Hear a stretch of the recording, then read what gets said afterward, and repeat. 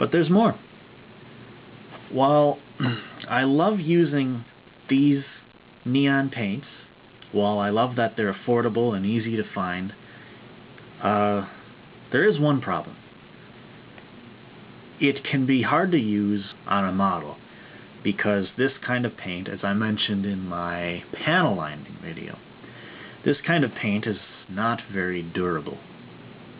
Thus, it scrapes off the plastic easily, and all the work you put into coloring any kind of part is wasted. It's okay for panel lines because it isn't always easy to gouge into a panel line and remove the paint. Thereby, it's secure. So, what if I want to do larger areas? Well, I have two choices. I can either use this stuff and prime it and put on a whole top coat and risking that it'll just scrape off anyway, or I can get enamel spray paints with fluorescent colors. And I've tried it out on the cap and it works, but of course the cap doesn't mean a thing. But it'll at least give you an idea of what the color is. But I also noticed when I opened up the top here, from whenever they were packaging this or filling the paint, there were these little leftover spots of paint here.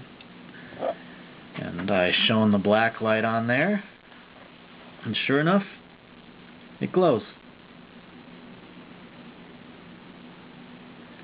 So that's proof that the paint does glow, and glows rather well. So this will be a very fun, interesting, and useful tool in my custom work. But that's still not all. Here we have a can of Valspar Odds and Ends spray enamel. Now, I don't think you'll be able to see this on this camera, but what this is, or what I believe it to be, is a clear pearl top coat type of paint. It's labeled as pink pearl, and the cap is semi-clear, and that led me to assume that we're dealing with a clear pearl coating. I mean, I never even would have expected something like this, and I have to give it a try yet to see how well it works, just exactly how it looks.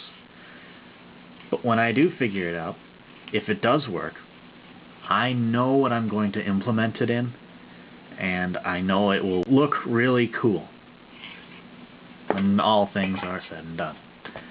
But you'd think that's it, but you'd be wrong. There's more. I also got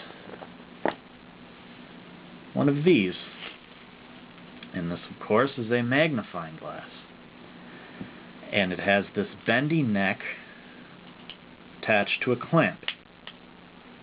And the idea is you clamp this onto a side of a table, but of course the clamp is too small for my table, go figure.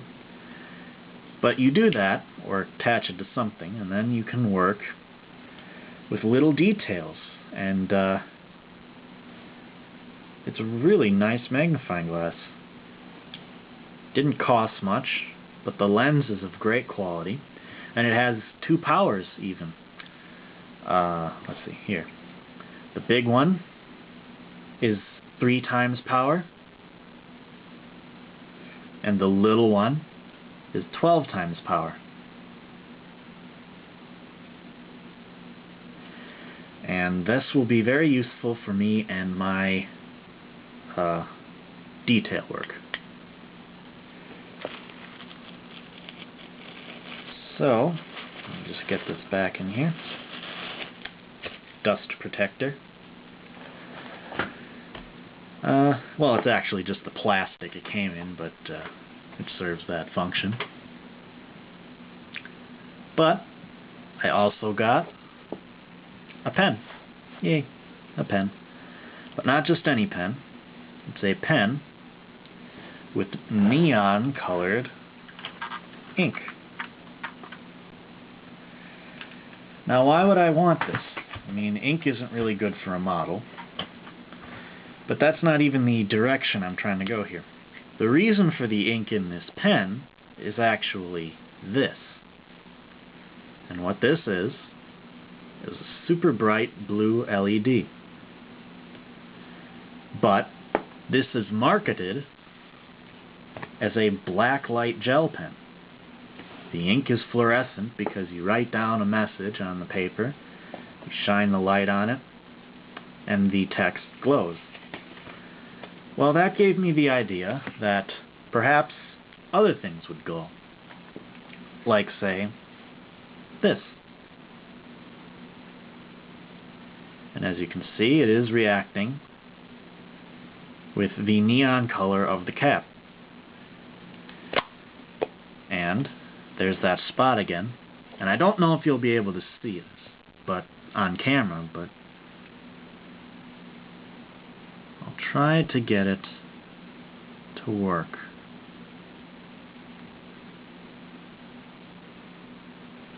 And it's not really cooperating, but trust me, it is responding. So this works sort of like a pseudo black light.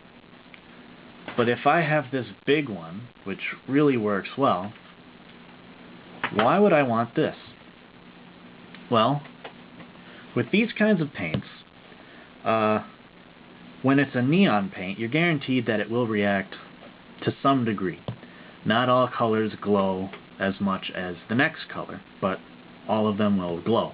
And there are often other colors that I have found out will actually glow under black light, even though they are not listed as a neon color. And I imagine this holds true not just for this kind of paint, but maybe even for Tamiya colors. So it would be useful to be able to know what kinds of colors those are. So I would be able to probably take this to a store, shine the light on whatever paints I have a curiosity about, find out if they glow or not, and then I'll have another color of paint that I can work with my whole custom glowing parts custom idea thing. And that's the technical term, yes. But there is one problem with this light. Because it is blue, very bright blue, it doesn't want to respond with blue paints or cooler toned paints.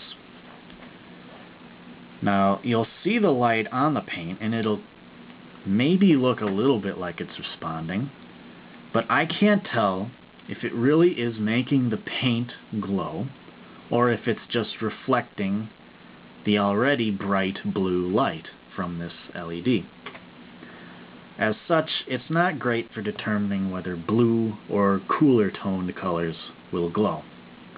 But, like I demonstrated here, warmer tones, green tones actually will work very well. But yeah, I got this and it will probably serve me well in the near future.